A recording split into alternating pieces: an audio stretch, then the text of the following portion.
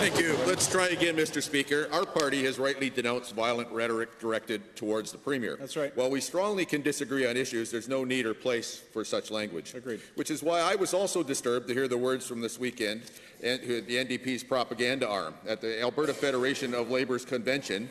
Alberta Executive Director Duncan Kinney stated, and I quote, "You may be wondering who Progress Alberta is. We're the organization that kicks Conservatives in the teeth."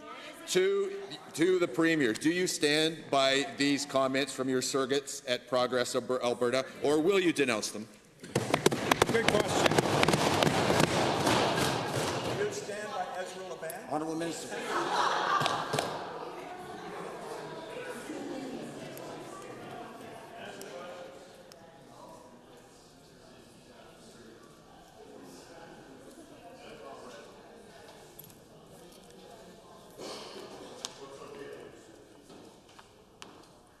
The Honourable Minister.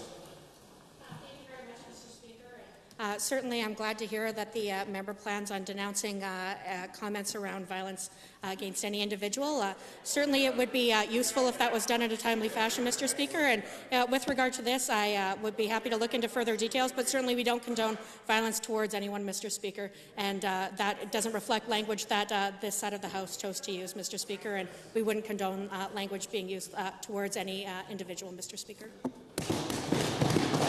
Well, that's good, Mr. Speaker. I'm glad that the Deputy Premier doesn't condone it, because he is connected to the NDP. Appearing on a carbon tax discussion panel on CTV's Alberta Primetime last December, host Shauna Randolph gave us a glimpse into Progress Alberta's links to the NDP, and I quote, "We did ask for a few cabinet ministers in the provincial government to join us, and we were told that actually nobody from the government was available, and the province referred us to Duncan Kinney with Progress Alberta." Hardly independent, Mr. Speaker. Whoops. To the Premier or Deputy Premier, will you denounce Mr. Kinney in Progress Alberta, or will you be Thank you, kicking? Honourable Member. Thank you.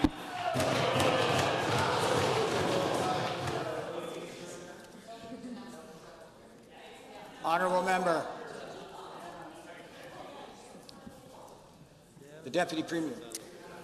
Thank you very much, Mr. Speaker. This side of the House has certainly been referred to in ways that were demeaning, disrespectful, and had death threats, Mr. Speaker, and we don't condone that to anyone on this side of the House or anyone in this House, Mr. Speaker. It's important that we treat each other with respect and dignity, and no matter what question the member opposite asks, I will continue to treat him with respect and dignity.